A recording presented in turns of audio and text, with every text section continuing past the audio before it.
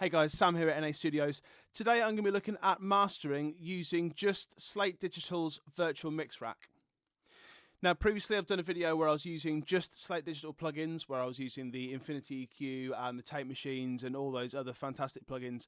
But now I really want to zone in on just the virtual mix rack and see what it is that we can do with just this. So I'm starting off with a completely blank. I'm using a reference track. These are two tracks of the same band. This is the band that I play in. The top one here, Tabula Rasa, this is the unmastered version. Then underneath we have the chase, and this is the mastered version. So I've done a little bit of level matching here. I've taken the chase down by 5 decibels. Let's listen to both of them next to each other and just get those levels exactly right. So Tabula Rasa first. Back to the old routine, piece of the action, the peace did wait. The hours ended to change. The only rule in the game, ever. Okay, that's closer. Now, just by listening to that, I can hear that there's some issues with the dynamics of Tabula Rasa. Overall, it's not quite as compressed. There's some EQ stuff there as well. There's a bit too much bass, but then not enough bass at the same time in kind of different frequency areas. So I'm going to address all those now. So I'm going to start by bringing up Virtual Mix Rack. And the first thing I'm going to do is I'm going to put on an EQ.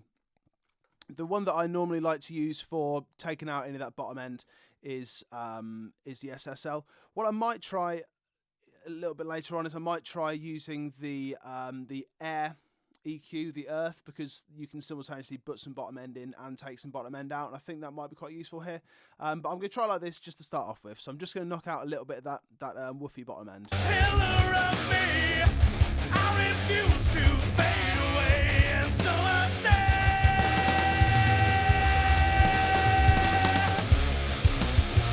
Back to the world, back to destroy my body. But it takes some. Yep, so that's just taking effect on the kick, and that's kind of what I want there. It's the kick that's presenting as a little bit of an issue there, and it's actually just taking the kick relative level down a bit as well, which is perfect in this scenario. Now I'm going to take a look at some overall EQ stuff. I'm not going to do it with the SSL. I think I'm going to try it with this CS EQ. So the custom series EQ is billed as a bit of a mastering EQ. I must admit I never really use it. I don't really use it in a lot of mixes, and if I'm EQing for mastering, then I'll tend to use the Infinity EQ. Or the previous one, the Iosis, however you say it. So this is going to be a new one to me. My only issue with this, just looking at it, is that you can only click between the few frequencies, which is fine, like a stepped thing, that's pretty standard. But it seems to me like there are areas missing here. So between 7K and 10K is a pretty big area. Between 800 hertz and 2K, you've got quite a lot missing there. So I might need to go in with another EQ, should I need to. That's not an absolute definite, I might not need to, but that's my initial thinking. To me at the moment, I think I'm lacking in that kind of high, sort of medium mid-range, should we say. So the mid-range, maybe 3K to 5K, somewhere around there. It seems like I'm lacking as compared to the chase. Let's have a listen to that.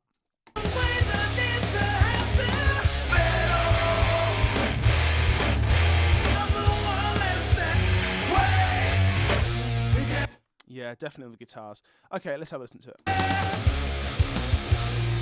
to the world, back to destroy my body. But it takes away the Yeah, it's a bit low, that, the 2K. Let's try the 4. need to have to fly. The feeling of the one that's standing. Too much. It gets pretty up.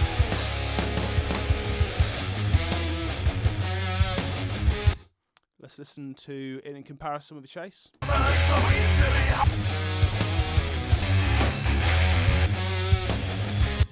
Yeah, frequency-wise, it's a little bit better. I feel like the compression is going to help that, though, because it's going to help bring up those guitars. So let's address that now. Now, initially, I wanted to use the 401 for this, but I think I'm actually going to use the stress. And the reason being, when you hold shift on the stress and with some of the 1176 models, it'll bring up the input while simultaneously bringing up the output, which is really handy for in this scenario. So I'm going to go to 2 to 1, which is a little bit high, but that's fine in this scenario. Going to bring the input right down. Attack on slowest, release, I'll leave it there for a minute. And see how we get on. I remember progress. I remember drive. I remember doing. Okay, I'm going to put some of the high passes in because it's affecting the kick too much. Things that made me feel alive. There's something keeps me alive. It romanticizes. Okay, so it's bringing up the guitars a bit, which is good, and it's overall it's kind of leveling it. I just want to make sure that I'm not actually adding too much level because I felt like I felt like there was a bit of a jump.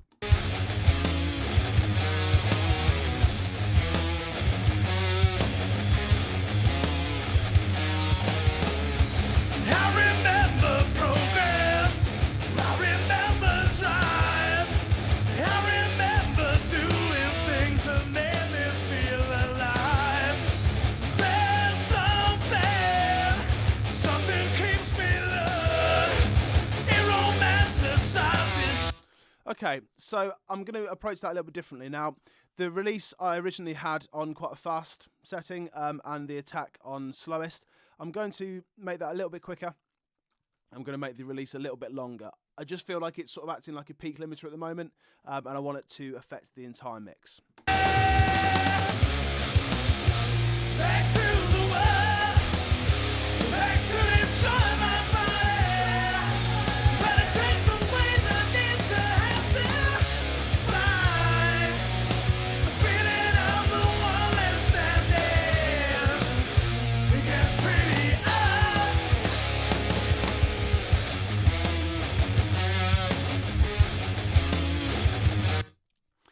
It's more subtle than I thought it was going to be. I was anticipating the stress being really coloured. In this scenario, it really isn't. It's very subtle. That's peculiar. It's just helping to bring up those guitars a little bit because I feel like, in comparison to the chase, the level of the guitars is a little bit low. Okay, let's go to some saturation. I love the saturation in here. So let's try with my favourite one first, New York. Let's pop it first.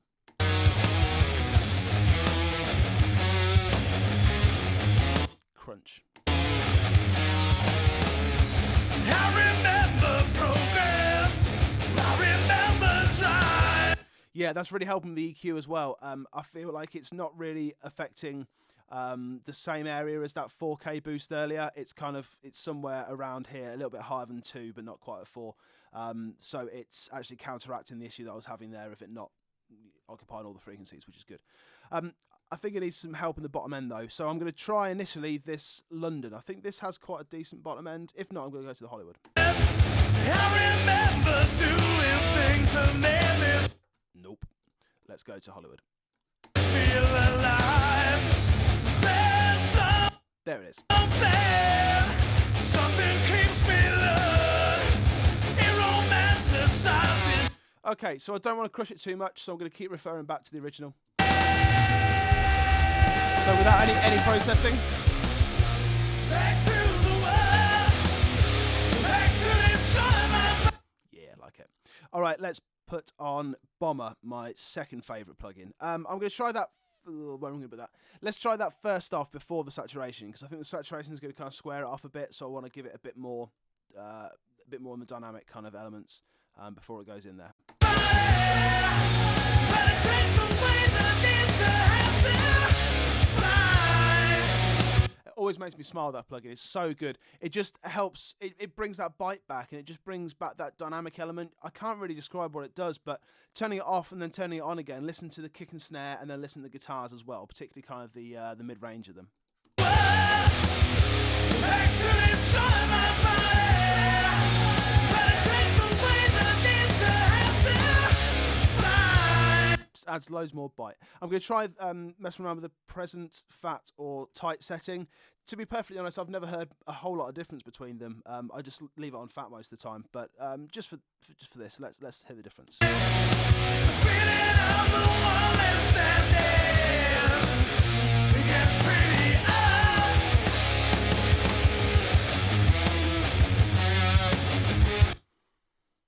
can't really hear a massive difference. If anything, it might just be a placebo thing, but if anything, the present and tight both sound a touch brighter. Not anything noticeable. I don't think you'd hear that in a mix or in a master indeed. But yeah, possibly. It's not enough for me to want to change it anyway. So leave it on fat. That's cool with me. I think the level has maybe come up now, so let's see how it is in comparison to the chase.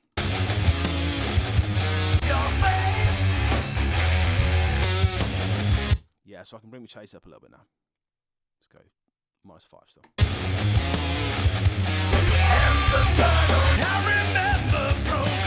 Okay, so the difference I'm hearing now is in the bottom end.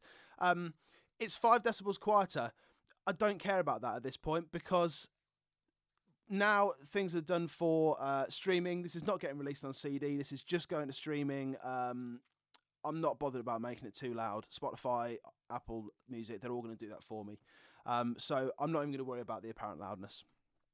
What I'm going to do, though, is I'm going to put on the... where is it? The Air EQ Earth. Now, where am I going to put this in the chain? Let's have a think about this. I want to put it on the bottom end, and I want it to come up... let's go before oversaturation, but after bomber. So, for those of you who don't know, this is kind of like a low cut, high pass, but at the same time, it's boosting around the center frequency that you're choosing. So here you can make it really steep, and there you can make it really the opposite of steep, whatever that is. You can make it so it's really gentle, basically. So let's try bringing it up, and you'll hear that bottom end getting really pronounced. Let's make it not too sharp to start with. Yes, I remember time. I remember doing things that made me feel bottom end right there. I'm going to turn it off and turn it on again. alive. There's something keeps me alive. It romanticizes shit. Yeah, okay. Let's listen to that in comparison with compare it to the chase, because I kind of feel like I've lost my idea of where the bottom end is now.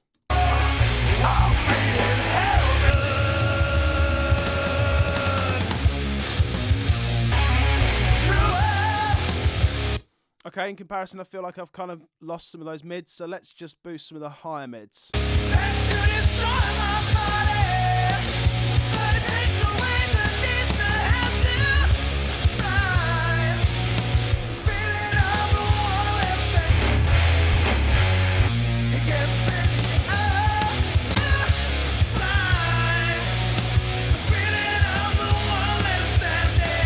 Okay, I think I'm overdoing it with the saturation now. I'm just going to notch all those ones back to about 3 and take this back a little bit as well.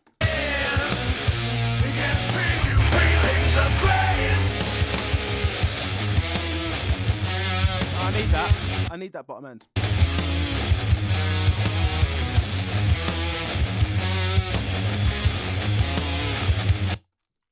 Nice. Okay, the only thing that I haven't tried that I would typically do on like a quick master is this revival. I like it. It's cool. It's a really good one. What I'm going to do is just bypass all these plugins for now, put on a brand new one, and just have a try with revival, because with everything that I've got there at the moment, it's going to be a bit too cluttered. But just hear what you can do with just revival, and this is free as well. I remember progress. I remember time. Okay, 2 knobs. I'm going to turn it off, then back on again, off, on again. Just hear the difference. I remember doing things that made me feel alive. It's great. It does something that it's just the top end and the bottom end, but it just does it in such a fantastic way, and it's tuned so well that I just feel like you can kind of do a mix improver. It's not a master, but you can do and improve the mix just by using that. Excellent. So what have we done then? We've added, let's turn that off. We've added some saturation. Before that, we've added some bomber as a bit of a harmonic, dynamic, whatever it is, a cool box, cool sounding box. And then we've got some EQ. We've added a bit of the high mids, added a bit of the not quite as high mids, taken off some bottom end, and then compressed overall. I like it. I think it sounds far different than the original. Let's hear it in comparison again. As compared to... Nope, wrong button. That's the original. and then going on to the mastered version. Shit that we endured.